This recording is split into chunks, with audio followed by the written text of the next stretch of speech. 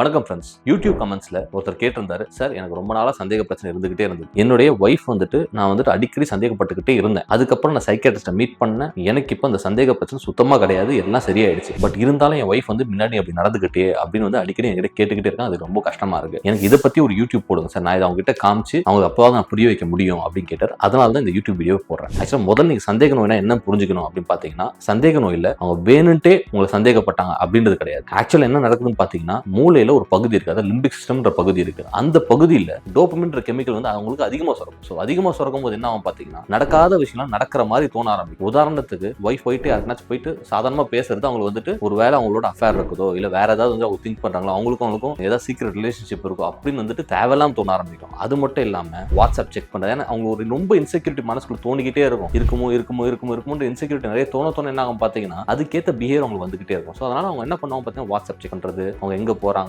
அவங்க கால் டீடைல்ஸ் எல்லாத்தையும் செக் பண்றது, அவங்க ஃபாலோ பண்றது, இந்த மாதிரி நிறைய விஷயம் பண்ணுவாங்க. இது பண்றது மட்டும் இல்லாம ஒரு உதாரணத்துக்கு எடுத்துக்கிட்டீங்கன்னா ஒரு சும்மா அந்த பேச்சிலேயே பாத்தீங்கன்னா அவங்க அடிக்கடி அவங்க சந்தேகப்படும்படியான பேச்சு அடிக்கடி சொல்லிக்கிட்டே இருப்பாங்க. இந்த மாதிரி சொல்லும் போது என்ன பாத்தீங்கன்னா, இவங்க ஈஸியா சொல்லிட்டு போயிடுவாங்க. பட் ஆனால் அவங்க அனுபவிக்கிறது அவங்க தான். சம்டைம்ஸ் என்ன ஆகும் பாத்தீங்கன்னா, அவங்க இதோட நிக்காம அவங்களுக்கு சந்தேகம் ரொம்ப அதிகமாக வந்துகிட்டே இருக்கும். அதே மாதிரி அவங்க ஒய்ஃப் அவங்களுக்கு உண்மையா தான் அப்படி நடந்துக்கிறாங்க, அவங்க தப்பா நடந்துக்கிறாங்கன்ற தாட் இருந்துகிட்டே இருக்கும். ஸோ அதனால என்ன பண்ண ஆரம்பிப்பாங்க பார்த்தீங்கன்னா, அவங்க ஃப்ரெண்ட்ஸ், அந்த ஒய்ஃபோட ஃப்ரெண்ட்ஸ் கிட்ட இல்லை அவங்க ஒய்ஃபோட பேரண்ட்ஸ் கிட்டயோ ரிலேட்டிவ்ஸ் கிட்டயோ இவங்க இந்த மாதிரி பண்றாங்க, இவங்க புத்திமதி சொல்லுங்க அப்படின்னு ரொம்ப அவங்களை சொல்லிக்கிட்டு இருப்பாங்க. இதனால என்ன நடக்கும் பார்த்தீங்கன்னா, அவங்களுக்கு செல்ஃப் ரெஸ்பெக்ட் குறைய ஆரம்பிக்கும். நிறைய பேர் தேவையில்லாம அட்வைஸ் பண்ண ஆரம்பிப்பாங்க.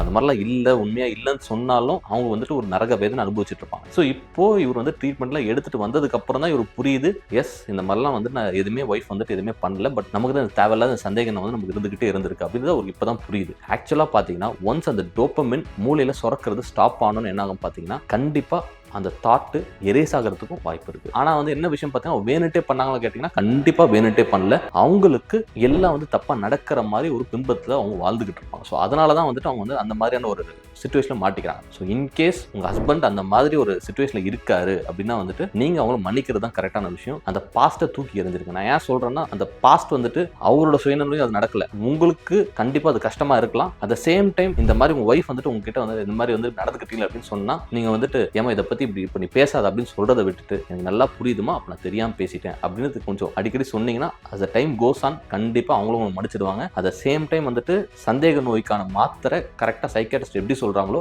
அது மாதிரி ஃபுல்லா எடுத்து முடிக்க வேண்டியது ரொம்ப அவசியமான விஷயம். நடுவில் விட்டுறாதீங்க. என்ன சைக்கியாட்ரிஸ்ட் சொல்றாங்களோ அந்த அட்வைஸ் கரெக்டா ஃபாலோ பண்ணுங்க. ஸோ கண்டிப்பா அந்த நோய் வராம அது தடுத்துடலாம்.